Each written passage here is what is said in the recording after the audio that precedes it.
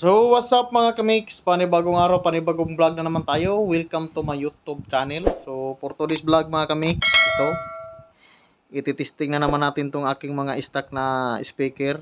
So, ito pala, paminsan-minsan ko lang dito nagamit dahil bihira na lang ako nagpaspa-sounds dito sa bahay. Tapos yun, hindi ko na pa yun nagagamit mga kamix dahil wala pa siyang partner, nakatago lang yan.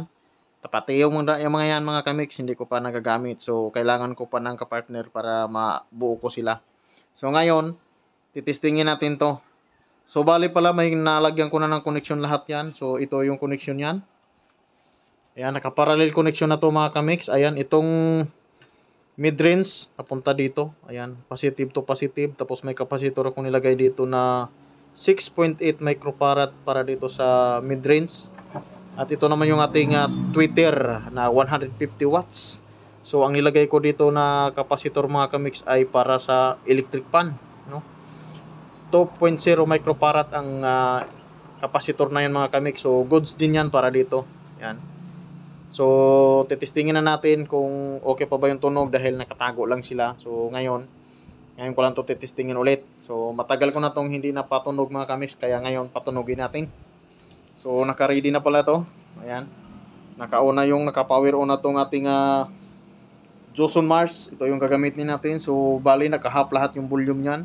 Yung treble niya, saka bass niya, yan yung music volume. So naka kalahati lahat yan. So magpa-sound check na tayo.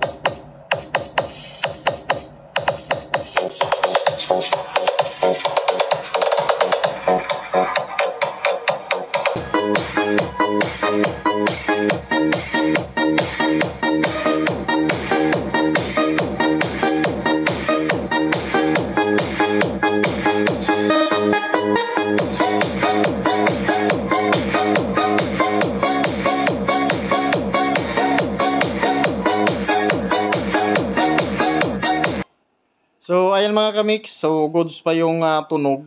So, kahit matagal ko siyang hindi ginagamit, naka-stack lang siya. So, okay pa naman. So, thumbs up pa rin para sa speaker na yan. So, nagantay lang ako ng kapartner nito. So, kailangan ko pang bumili ng kapartner nitong jackhammer na 12 inches na 500 watts. Ayan, para may match naman siya.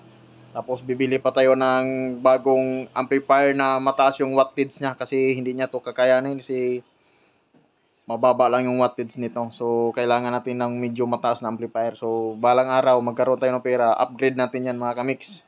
So, sound check tayo ulit.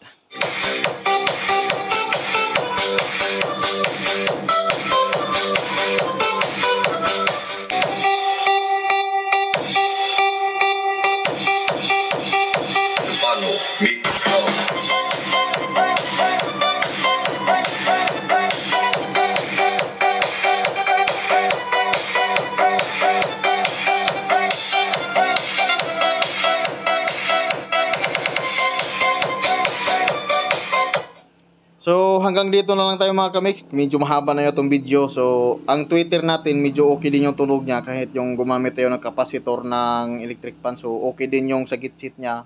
Medyo malakas yung sa gitchit niya na kahit kapasitor ng electric fan. So hanggang dito na lang tayo. So kung bago lang kayo sa aking channel, don't forget to subscribe naman, palaka-share naman mga kamix. Ayan. Maraming salamat at thank you for watching. Bye bye.